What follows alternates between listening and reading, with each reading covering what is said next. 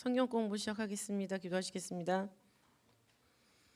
사랑과 은혜가 풍성하신 아버지 하나님 감사드립니다. 아버지 하나님, 저희들에게 4월과 5월 이렇게 계절의 변화를 맛볼 수 있도록 인도하시고, 이 모든 자연을 통해서도 하나님 아버지의 주관하심을 다시 한번 생각할 수 있도록 인도하시니 감사합니다. 아버지 하나님께서 안 계신 곳이 없으시고 모르시는 것이 없다라는 것을 저희들 항상 인식할 수 있도록 인도하시고, 그러한 가운데 하나님을 보다 더 잘 아버지 알고 또한 잘 믿기 위해서 아버지 저들 성경에 집중하며 아버지 신앙생활을 주식으로 삼는 아버지를 깨어있는 요셉 회원들 모두가 될 수 있도록 인도하시고 역사해 주시옵소서. 오늘 사람의 구분에 대해서 함께 은혜를 나눌 때 과연 우리는 어느 편의 선자인지 다시 한번 생각할 때, 오로지 우리들은 하나님 아버지 말씀의 편에서 하나님 아버지께서 원하시는 삶을 살아나가기에 부족함이 없는 그런 신령한 요셉의 모습을 회복할 수 있도록 아버지께서 인도하여 주시옵소서. 믿고 맡기오면 사랑 많으신 예수님 이름으로 감사하게 돌려옵나이다. 아멘. 오늘은 사람 세 번째 시간이 되겠습니다. 전체적으로 보면 요셉 성경 공부 기초 12번째 시간이죠. 오늘 12번의 시간을 갖고 있는데, 지난 11번의 시간 동안 무엇을 공부했는지 기억이 나시나요? 한 가지라도 민망하시죠? 기억을 하셔야 됩니다.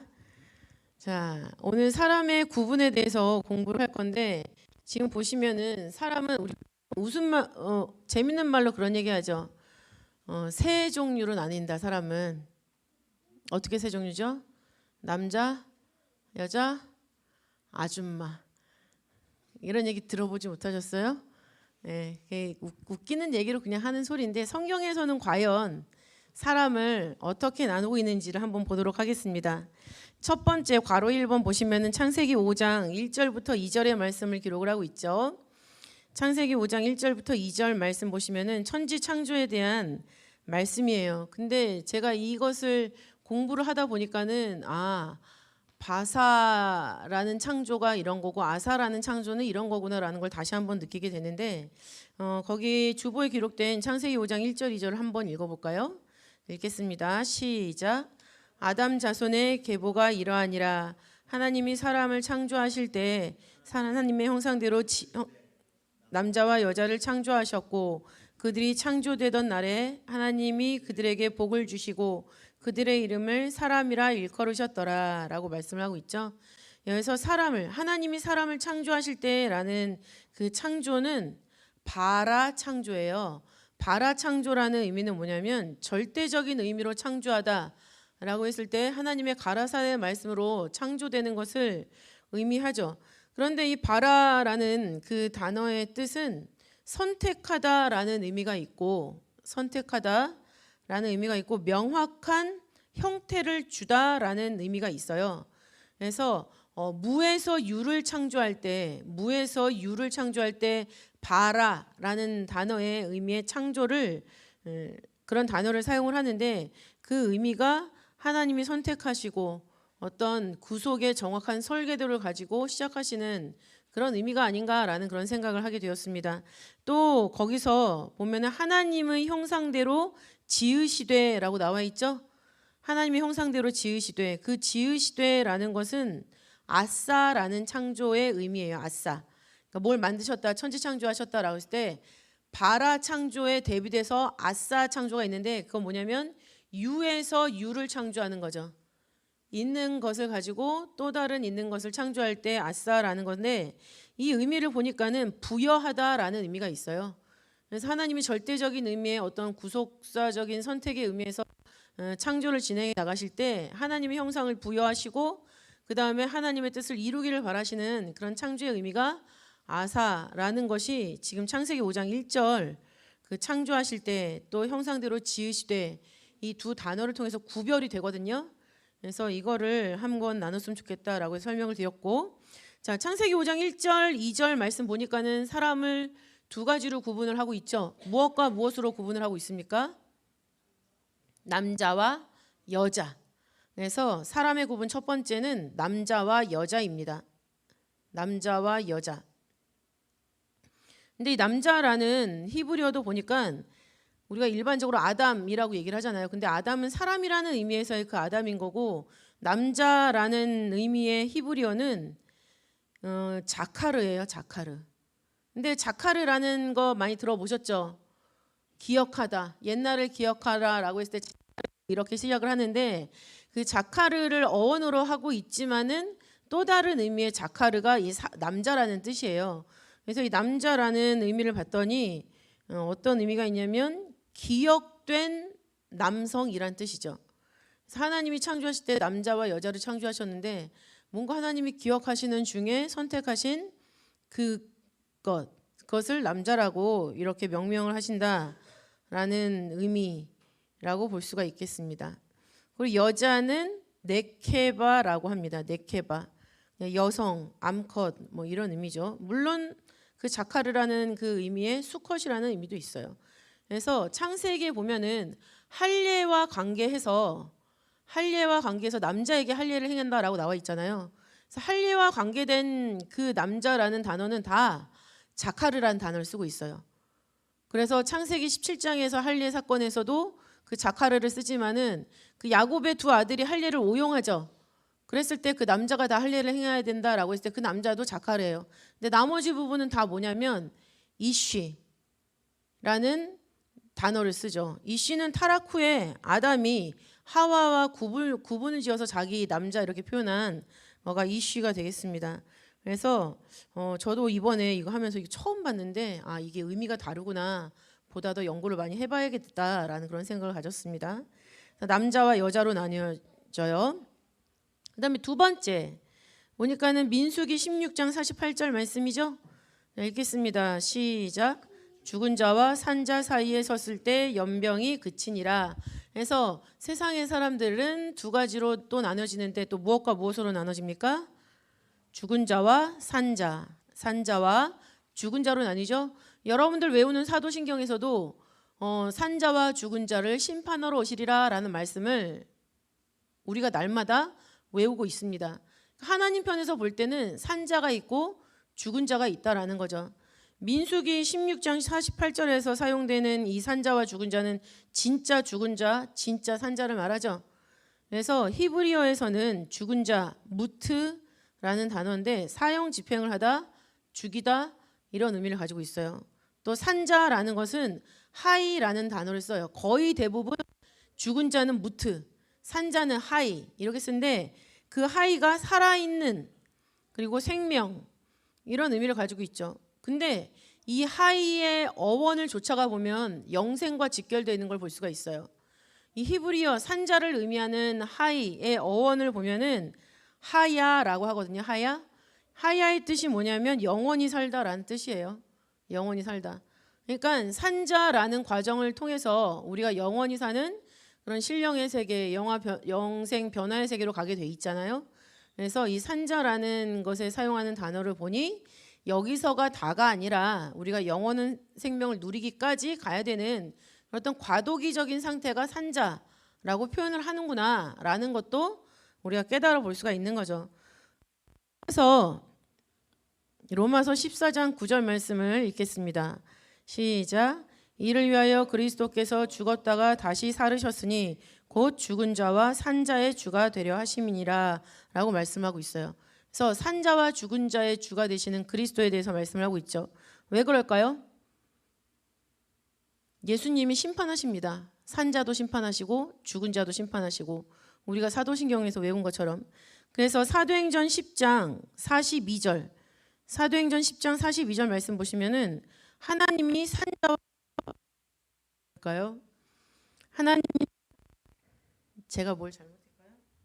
하나님이 산자와 죽은 자의 재판장으로 정하신 자가 곧 이 사람인 것을 증거하게 하셨고 라는 말씀이 나오는데 산자와 죽은 자의 재판장으로 정하신 자가 바로 그리스도시다 라는 얘기예요. 그리고 디모데후서 4장 1절 말씀을 보실 때에도 주보에 있죠. 산자와 죽은 자를 심판하실 그리스도 예수. 그러니까 성경에서 산자가 있고 죽은 자가 있다라는 것은 하나님의 심판과 관련해서 우리가 생각할 수 있다라는 거죠. 또 베드로전서 4장 4절과 5절 말씀을 보실 때에도 산자와 죽은 자 심판하기를 예비하신 자라는 말씀이 나옵니다. 그래서 우리가 심판과 관련해서 산자와 죽은 자를 생각했을 때 산자가 돼야 될까요? 죽은 자가 돼야 될까요? 산자가 돼야 되죠. 우리는 산자가 돼서 죽기 위해서 이렇게 신앙생활을 하다가 또는 잠들어 있는 것이 아니라 우리는 마지막에 살아서 영생으로 들어가기 위해서 이렇게 신앙생활을 하고 또 그렇게 우리의 믿음의 선진들이 믿다가 지금 잠들어 있는 상태죠. 근데 고린도후서 5장 10절 말씀 보시면 고린도후서 5장 10절 말씀 보시면은 우리가 다 반드시 그리스도의 심판대 앞에 드러난다라고 말씀을 하고 있어요. 그리스도의 심판대 앞에 드러나 각각 선악간에 그 몸으로 행한 것을 따라 받는다라고 기록을 하고 있는데 여기서 심판대라는 단어가 있잖아요. 이 심판대에 사용된 단어가 베마라는 헬라어인데 베마. 그 베마의 뜻이 뭐냐면 함축적인 의미로 재판석이라는 의미인데 일반적인 의미로는 한 걸음이래요. 한 걸음. 그러니까 사망과 생명 사이가 몇 걸음 차이란 얘기예요? 한 걸음 차이라는 거죠. 우리의 신앙생활이 아주 예수님, 그러니까 하나님이 면도칼처럼 아주 세미하게 싹 나눠 놔가지고 그 산자와 죽은 자가 나눠지게 되는 그런 역사가 있다라는 거죠. 그렇게 아주 세밀하게 하나님이 우리를 보고 계시다라는 것. 그래서 계시록 3장 1절 말씀 보시면 사대교회에게 하는 말씀, 이거 누구나 다 알죠? 그래서 우리가 우리 친구들끼리 피차간에 농담 아닌 농담처럼 정지할 때 이런 말 하죠. 그죠? 뭐라고 합니까? 내가 살았다 하는 이름이 있으나 죽은 자로다 라고 했는데 여기서 살았다라는 것이 하이, 살아있는 산자라는 의미이고 죽은 자라는 것이 죽은 자는 무트라는 의미인데 이것을 헬라어로 보면은 산자는 자오라는 단어예요. 자오. 그래서 아브라함의 하나님이 산자의 하나님이죠. 그래서 아브라함, 야곱, 이삭은 산자가 되었단 말이죠. 근데 그 산자라는 것도 똑같이 자오예요. 그러니까 아브라함, 이삭, 야곱이 죽었지만 우리가 눈으로 볼 때는 육신적으로는 죽었지만 그 영혼은 살아서 천국을 대표하는 그런 인물이 되었다. 아브라함에 대해서는 그렇게 알고 있죠. 그래서 그 자오는 생기 있는 이라는 의미가 있고 생기 있는 그다음에 최고의 힘을 가지고 있다라는 뜻이 있죠. 그래서 영원히 죽지 않는 생명이 가장 최고의 힘이잖아요. 그래서 진시황도 그렇고 우리가 해리포터에서 나오는 볼드모트도 그렇고 그다음에 반지의 제왕에서 나오는 그 절대 반지. 모든 악의 세력이 마지막에 추구하는 게 뭡니까? 영원한 생명이죠.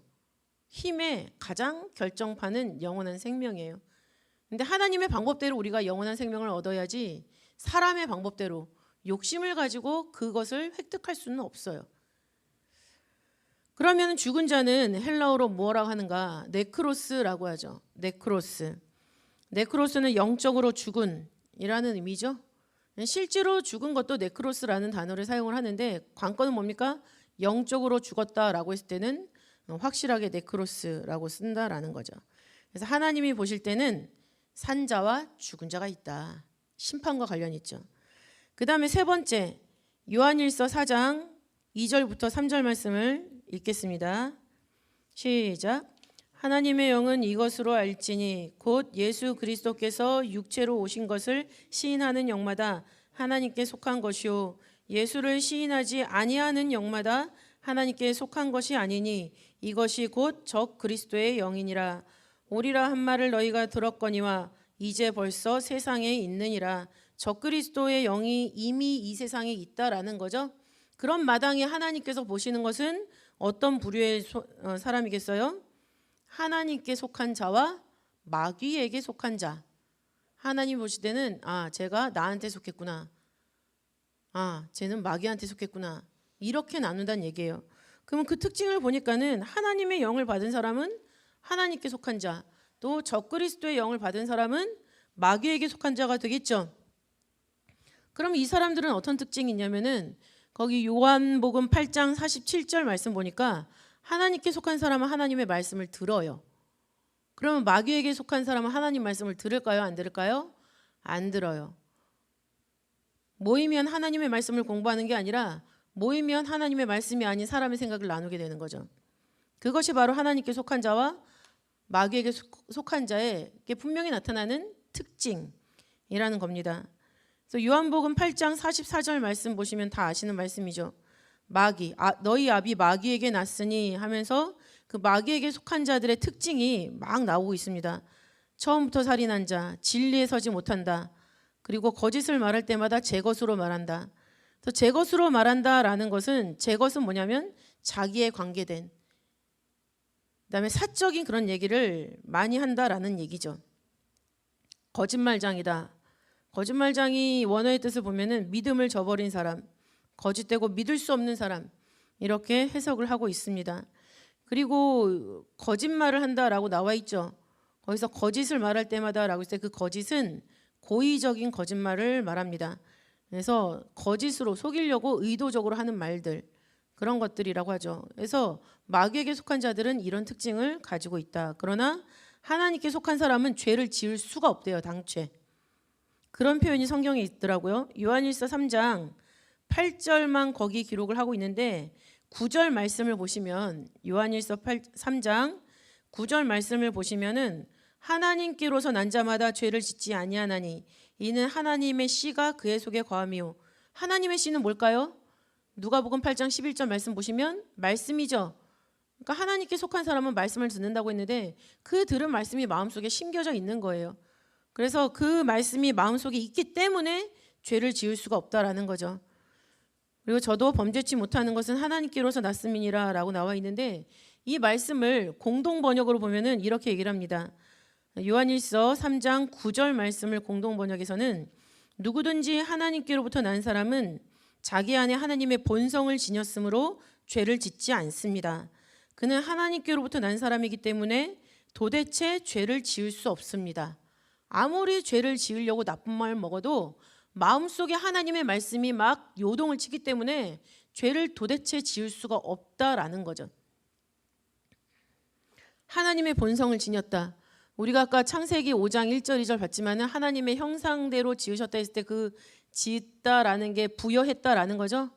우리는 하나님의 형상을 부여받은 사람들이기 때문에 하나님의 형상, 부여받은 그 형상이 오염되지 않고 얼룩지지 않고 마음 가운데 간직돼 있으면 죄를 지을 수가 없다라는 거예요. 이 죄가 많은 세상에서 죄 안 짓고 살기가 너무 힘들죠, 사실은. 죄 안 짓고 살면은 피해 당하기가 일쑤예요. 근데 잠시 그렇게 피해 당한다 하더라도 죄를 안 짓는 게 중요하죠. 생각해 보세요. 죄를 지으면 얼마나 불편하겠어요. 그래서 계시록 14장 4절 5절까지 보시면 좋고요. 4절 보시면 이 사람들은 여자로 더불어 더럽히지 아니하고, 그래서 더럽히다라는 단어가 오염되다, 얼룩지게 하다 이런 뜻이에요. 우리가 비가 올 때 차가 옆에 지나가면 의도적으로 이렇게 비키죠. 왜 비킬까요? 차가 지나가면서 그 더러운 물이 나한테 튈까 봐. 그렇죠? 그런 것처럼 나를 깨끗하게 해주시고 나를 거룩하게 만들어 주셨는데 거기에 어떤 불순물이 닿을까 봐 내가 조심하는 것. 그래서 오염되지 않는 것. 그것이 바로 더럽히지 않는 그런 마음의 자세죠. 어디로 인도하든지 따라가는 자며, 그래서 따라가다라는 단어는 아콜루데오라는 단어입니다. 아콜루데오 무슨 뜻이냐면 제자가 되다라는 뜻이에요. 제자가 되다. 그리고 함께 같은 길에 있다. 그러니까 내가 하나님의 제자면 하나님이랑 같은 길을 가잖아요. 근데 같은 길을 가는데 뭐 1시간 전에 하나님 지나가시고 그 다음에 1시간 후에 내가 가는 게 아니라 똑같은 시간대 발을 맞춰서 하나님이랑 나랑 같이 가고 있다는 얘기죠. 그럼 하나님이랑 같이 가는 과정 속에서 내가 죄를 지을 수 있을까요, 없을까요? 지을 수가 없어요. 그리고 내 마음에 있는 말을 막 다 쏟아낼 수 있을까요, 없을까요? 쏟아낼 수가 없어요. 내가 아무리 좋고 선한 말을 해도 이게 하나님 기분에 맞을까 틀릴까, 내가 이 말을 했을 때 나한테 화를 내실까 아닐까, 이걸 고민하면서 말을 하게 되는 거죠. 그런 자세를 갖고 있는 사람들이 바로 하나님께 속한 자들이라는 것입니다. 그래서 고린도전서 2장 14절 말씀은 육에 속한 사람으로 마귀에게 속한 사람을 다시 한번 표현을 하고 있죠. 마귀에게 속한 사람은 육에 속한 사람인데 하나님의 성령의 일을 받지 않는다, 하나님의 영을 받지 않는 사람, 이런 사람은 깨닫지도 못한다라고 나와 있어요. 근데 이게 진짜 몰라서 깨닫지 못하는 거냐? 원어의 뜻을 보니까 아니더라고요. 원어의 뜻은 깨닫지 않으려고 자기가 노력을 하는 거예요. 아무리 이 뜻이 이거겠구나라고 딱 마음에 들었는데 아니야, 그건 아니야, 그건 아니야 하면서 그 뜻을 밀어내는 그런 내용이에요. 그래서 깨닫다라는 것은 알기 위해서 배우다라는 거거든요. 근데 관건은 못한다라는 거죠. 못한다.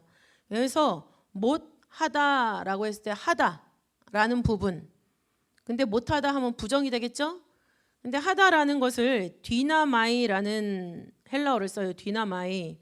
그 뜻이 뭐냐면은 능력과 수단과 지적 상태에 좋은 환경을 가지고 있다. 힘이 있다 이런 뜻이에요. 근데 여기에 사용된 헬라어 문법을 보니까는 주어의 행동과 관련해서 수동적인 상태를 말하는 거예요. 주어가 그러니까 그 마귀에게 속한 육에 속한 사람들이 행동을 하는 거를 나타내는 건데 이거는 아무리 능동태처럼 이렇게 써져 있어도 의미는 수동적이 되는 거죠. 그러면서 못한다. 제가 반대로 얘기했네요. 수동태로 써져 있어도 능동태로 해석을 한답니다. 수동태로 써져 있어도 능동태로 한다. 그러면은 이거 어떤 내가 할 수 있는 능력이 있지만은 일부러 안 한다는 얘기예요. 일부러 못한다라고 했을 때는.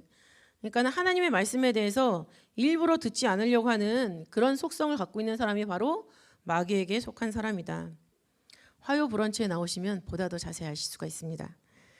자, 그래서 이런 내용을 참고로 사도행전 13장 10절 말씀을 같이 읽어보시면 하나님께 속한 자들은 이렇고 마귀에게 속한 자들은 이런 특징을 갖고 있구나라는 것을 알 수가 있겠습니다. 그 다음에 네 번째는 어떤 구분일까요? 말라기 3장 18절 읽겠습니다. 시작. 그때 너희가 돌아와서 의인과 악인이며 하나님을 섬기는 자와 섬기지 아니하는 자를 분별하리라. 여기는 어떤 종류일까요? 의인과 악인이죠. 의인과 악인. 의인과 악인을 히브리어로 보면은 의인은 짜디크. 우리가 그 체다카라는 단어 알죠? 의와 공평할 때 그 체다카 의라고 하는데 그 의인을 거기서 파생된 단어로 짜디크라고 합니다. 올바른, 공정한, 올바름이 있고 공정을 갖고 있는 사람이란 얘기죠. 또 악인은 히브리어로 라샤라고 해요. 라샤. 사악한, 불경건한, 그리고 범죄한 이런 의미를 가지고 있어요. 또 헬라어로 보면은 사도행전 24장 15절 말씀에 주보에는 없죠. 사도행전 24장 15절 말씀에 저희의 기다리는 바 하나님께 향한 소망을 나도 가졌으니 곧 의인과 악인의 부활이 있으리라 라는 말씀이 기록되어 있어요. 나중에는 의인도 부활을 하지만 악인도 부활을 해요. 악한 사람은 왜 부활할까요? 영원히 벌받기 위해서 부활을 해요. 마태복음 25장 46절이죠. 영생의 반대말은 뭐다? 영벌이다 라는 말씀을 드린 적이 있습니다. 의인, 헬라어로 봤을 때는 디카이오스, 신의 법에 순종하는 이란 뜻이 있어요. 우리가 그 마리아의 남편 요셉이 의로운 사람이다 라고 얘기를 하죠. 성경에 이렇게 써 있어요. 그 요셉이 의로운 사람이라고 했을 때 그 부분이 바로 디카이오스예요. 완벽한 의인은 아니지만은 그래도 하나님의 법에 순종하면서 살려고 하는 그런 것이 바로 의인이다. 악인은 아디코스입니다. 아는 부정사예요. 우리가 뭐를 부정할 때 뭐 영어에서 IM을 붙이거나 뭐 그런 식의 의미가 되겠습니다. 그래서 아라는 거가 붙으면은 반대말이 되는데 디코스는 좋은 말, 디카이오스와 관련된 좋은 건데 거기 아가 붙으니까 아디코스 나쁜 말이 됐어요. 어떤 뜻이냐면 거짓된, 그다음에 정의를 위반하는 사람을 묘사할 때 사용한다. 이렇게 기록을 하고 있죠. 정의를 위반하는 사람을 묘사할 때 아디코스, 악인이다라고 얘기를 하죠. 함축적인 의미로는 배반하는 성질을 가지고 있습니다. 그래서 하나님이 보실 때 의인과 악인이 있는데 이 의인과 악인이 동시에 사용된 구절을 보니까 잠언이랑 시편에 엄청나게 많이 나와 있어요. 대조적으로 몇 가지만 알려드리면 시편 37편 21절 악인은 꾸고 갚지 아니하나 의인은 은혜를 베풀고 주는도다. 또 잠언 10장 11절 말씀 의인의 입은 생명의 샘이라도 악인의 입은 독을 머금었느니라 라고 분리를 하고 있죠. 또 잠언 12장 5절 말씀을 보시면 의인의 생각은 공직하여도 악인의 도모는 괴휼이니라. 여기서 괴휼에도 역시 배신이라는 뜻을 갖고 있는 미르마라는 단어를 썼습니다. 미르마. 그다음에 잠언 13장 5절 의인은 거짓말을 미워하나 악인은 행위가 흉악하여 부끄러운 데 이르느니라 라고 말씀을 하고 있죠. 그래서 흉악하다, 행위가 흉악하다라고 했는데 이것을 히브리어로 보면 바쉬라는 단어고 바쉬, 악취가 나다라는 뜻이에요. 옛날에 우리 경건예배 때 교직원들 경건예배 때 원로목사님이 들어오시면은 창문 열어! 막 그러세요. 그러면서 악취가 난다고 이빨 닦고 왔냐고 막 그 기본적인 건 막 체크하시는데 이거 딱 하면서 그 생각이 나더라고요. 우리의 어떤 생각에서 악취 나는 그런 것들이 있었는가 그렇게 반성하게 되는 그런 시간을 가졌는데 악인의 행위가 흉악하다 했을 때 그것이 악취가 나다. 그리고 도덕적으로 무례하다라는 특징을 가지고 있죠. 사랑은 무례히 행치 않는다라고 말씀하고 있죠. 그러나 악인의 행위는 무례하다. 그다음에 잠언 15장 28절 의인의 마음은 대답할 말을 깊이 생각하여도 악인의 입은 악을 쏟느니라 라고 말씀을 하고 있습니다. 그래서 의인의 마음은 뭔가 내가 말을 해야 되는 순서가 됐어요. 그러면 무엇을 할지 깊이 생각한다라는 거죠. 여기서 사용하는 단어 하가 숙고하다, 묵상하다라는 뜻이에요. 근데 악인의 입은 악을 쏟는다라고 나와 있죠. 그래서 쏟다라는 히브리어 나바인데 용서 숨쳐 나오다라는 거예요. 마치 화산이 분출하는 것처럼 그런 말들이 생각할 시간도 없이 미친 듯이 쏟아내는 거죠. 그리고 여기에도 나쁜 냄새를 내다라는 뜻이 있어요. 그러니까 악인의 입으로 나오는 모든 말이 다 악취가 난다라는 거죠. 그러나 하나님, 의인이 되고자 하는 사람들은 입을 조심하는 거예요. 할 말이 10개가 있으면 생각에 생각을 거듭해서 진짜 필요한 한마디 말을 하는 그런 자세. 저도 말이 없는 사람이에요, 원래. 제가 앞에 서기 때문에 마이크를 잡고 이렇게 얘기를 하고 있는 거지 저는 하루 종일 한마디도 안 할 때도 있어요. 사람들을 안 만나면. 왜냐? 원래 성격이 그냥 그렇게 타고난 건데 어쨌든 이 말씀을 보니까 좀 소망이 생기더라고요. 그래도 말을 조금 하는 편이라 다행이다. 뭐 앉아서 들으신 분들은 아닌데 전도사님 왜 거짓말하지? 생각할 수 있지만 사실 저는 그렇지 않습니다. 그래서 하나님 보실 때 의인과 악인이 있는데 이 의인과 악인에 대한 기록은 우리가 올 초에 새벽 예배에서도 말씀을 들었지만 시편 1편 전체가 의인과 악인에 대한 기록이죠. 그래서 그것을 참고해서 보시면 되겠습니다.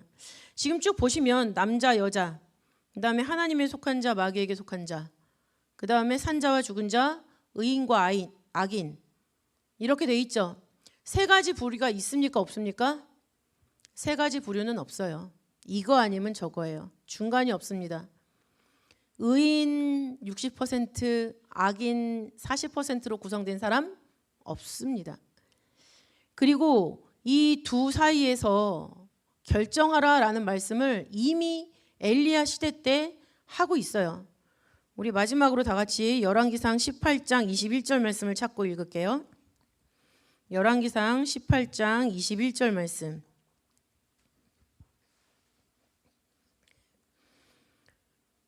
(18장 21절) 말씀 너무 중요한 말씀이니까 찾으셔야 돼요. 자, 찾으셨으면 읽겠습니다. 열왕기상 18장 21절 말씀 시작. 엘리야가 모든 백성에게 가까이 나아가 이르되 너희가 어느 때까지 두 사이에서 머뭇머뭇하려느냐. 여호와가 만일 하나님이면 그를 좇고 바알이 만일 하나님이면 그를 좇을지니라 하니 백성이 한 말도 대답지 아니하는지라. 그 위대한 선지자가 하나님, 니네들이 생각하는 하나님이 뭐냐, 그 하나님을 좇아라 라고 얘기를 하죠. 언제까지? 이것도 아니고 저것도 아니고 머뭇머뭇하지 말라는 얘기예요. 그래서 머뭇머뭇하려느냐라는 히브리어는 파사흐라는 단어인데 파사흐 다리를 절다란 뜻이에요. 다리를 절다. 하나님의 편이 무엇인지 아직도 고민을 하면서 주저주저하는 사람들은 하나님이 보실 때는 다리를 저는 사람들이에요. 상징적으로 말하면 주저하다란 뜻이죠. 그런데 놀랍게도 이 18장 21절 이후에 쭉 보시면은 바알에게 제사를 드리는 선지자들이 바알에게 응답을 받고 싶어서 춤을 춘단 말이에요. 그 주변을 돌면서. 그때 뛰놀더라라고 되어 있는데 그 뛰놀더라라는 단어가 똑같은 파사으라는 단어를 써요. 바알에게 속한 자도 다리를 저는 자지만 하나님 편인지 아닌지도 모르고 있는 것도 하나님이 보실 때는 다리를 저는 자예요. 하나님이 보실 때는 두 가지입니다. 딱 의인이냐 악인이냐, 산 자냐 죽은 자냐, 하나님께 속했느냐 마귀에게 속했느냐, 남자냐 여자냐는 하나님이 창조해서 만들어 주신 거고, 나머지 세 가지 불효에 대해서 우리에게 요구를 하실 때 우리는 너무나 당연히 하나님께 속한 자, 산 자, 그리고 의인이 돼야 된다는 것을 너무나 잘 알고 있어요. 수능 만점자들처럼. 그러나 실생활에서도 이런 행동의 열매를 정확하게 맺고 있는가라는 것을 생각하고 판단하고 결정해야 될 때가 나중에 이제 우리에게 온다라는 거죠. 그랬을 때 어떤 답을 써야만, 어떤 행동의 모습을 보여야지 하나님이 기뻐하실까, 그거 하나만 생각하시면 돼요.